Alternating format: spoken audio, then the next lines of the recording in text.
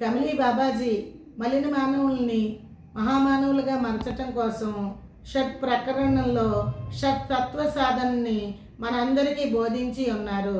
దైవప్రసాదికి నందు పొందుపరిచి ఉన్నారు. ఆ షట్ తత్వ సాధన మనందరం నేర్చుకోవలసి ఉన్నది. ఇప్పటి వరకు జరిగిపోయిన క్లాసుల్లో మనము ప్రాణాయామము దాని గురించి వివరణ తెలుసుకొనే ఉన్నాము.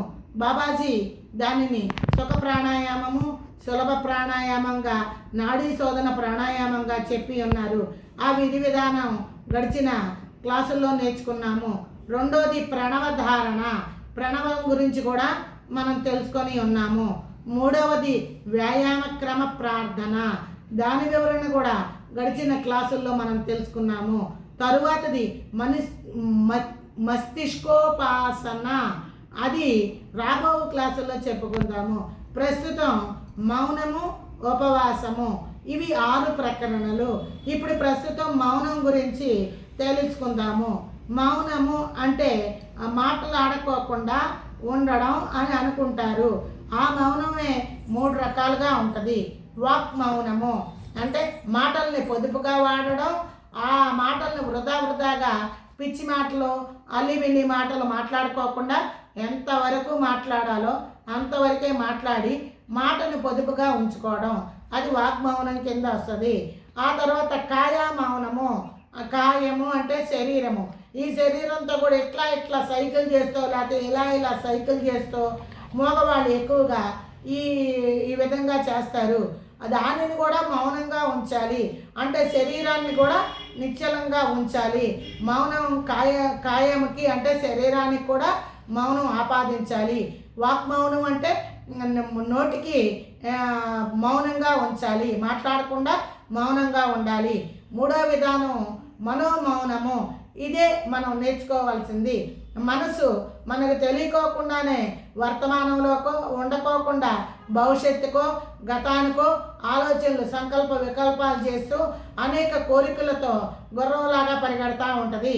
ఆ మనస్సుని కళ్ళు వేసి కట్టేసినట్టుగా మనకి బాబాజీ ఏం చెప్పారంటే, నామస్మరణను నిరంతరం చేయండి, స్వప్రకాశుని ధ్యానించండి, స్వప్రకాశుని స్మరించండి, స్వప్రకాశ పాహిమాం స్వప్రకాశ రక్షమం అనే నామాన్ని ఇచ్చి ఆ మాలామంత్రం కింద మనకి బాబాజీ అది ప్రసాదించినారు. కాబట్టి మనసుని కంట్రోల్గా నిమిత్తంగా ఉంచాలి. పిచ్చి ఆలోచనలు రాకోకుండా ఉండాలి అంటే ఆ మనసుకి మనం జపం చేస్తున్నట్టుగా మన బుద్ధి అందు నిశ్చయం చేసుకుంటే మనసు అటు ఇటు పరిగెట్టుకోకుండా నిశ్చల స్థితిలో ఉండడానికి ఆస్కారం ఉంటుంది. ఇలా మౌనము 3 రకాలుగా ఉంటుంది. వాగ్మౌనము, కాయామౌనము, మనోమౌనంగా ఉంటుంది. అలాగే ఉపవాసము, 6వ ప్రకరణ అయినటువంటి ఆవాసము, ఉప ప్లస్ ఆవాసము, ఉపవాసము.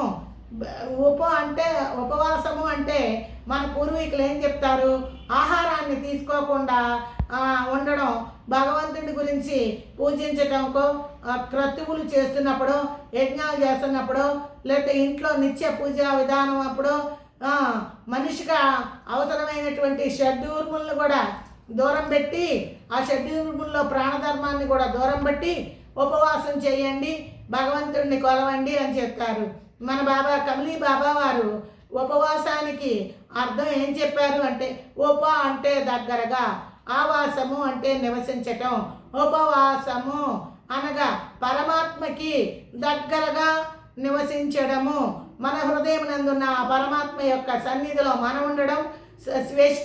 సమిష్టిగా ఉన్నటివి సమిష్టి, మన లోపల వెలుపల అంతటా పరమాత్మ స్వప్రకాశుడే ఉన్నాడనే భావన గుర్తించుకొని అలా ఆయనకి దగ్గరగా ఆయన్ని సేవిస్తూ, ఆయన్ని స్మరిస్తూ, ఆయన్ని ధ్యానిస్తూ, ఆయన్ని జపిస్తూ ఉండడమే ఉపవాసము.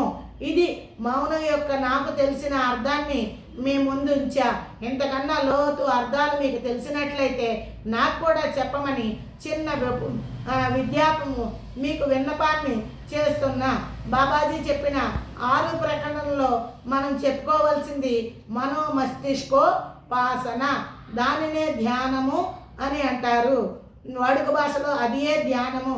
దాని గురించి దయాప్రసాదికలో ఉన్న అంశాన్ని తీసి మీ ముందు చదవగలుగుతానని తర్వాత క్లాసులో దాని గురించి మనం చదువుకుందామని చెబుతూ గురుదేవుడు విందములకు నమస్కరిస్తూ ఈరోజు క్లాసు ముగిస్తున్నాను.